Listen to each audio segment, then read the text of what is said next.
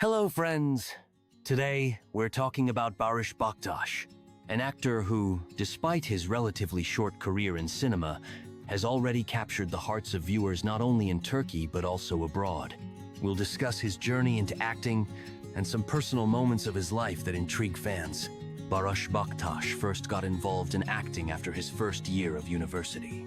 While working at a job placement agency, he often attended job fairs. But he soon realized that he wasn't enjoying this kind of work.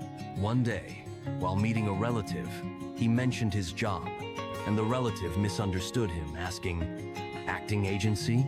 Once the misunderstanding was cleared up, his relative suggested that Barış try his hand at acting, and soon, without his knowledge, sent his application to an acting agency. Barış received several offers to act, but turned them down due to his studies and work.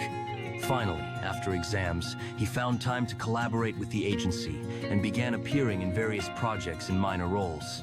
After graduating from university, Barış realized that acting was his true calling. He removed his profile from the agency and dedicated himself entirely to studying acting, dance, fencing, and other skills necessary for an actor. His first serious role was in the horror film Seberu, where he played the character convey. Shortly afterward, he achieved success by portraying King Henry V in the historical series War Legends in 2021.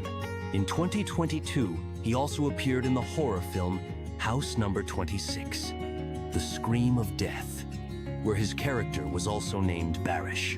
Despite his fame, Barış Baktas prefers to keep his personal life private. It is known that since 2023, he has been married to Gülüm Akbaş, the daughter of the famous Turkish television host Salih Akbaş.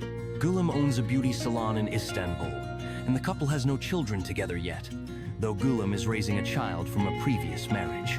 In 2024, rumors about a possible divorce started circulating, but Barış quickly denied these claims.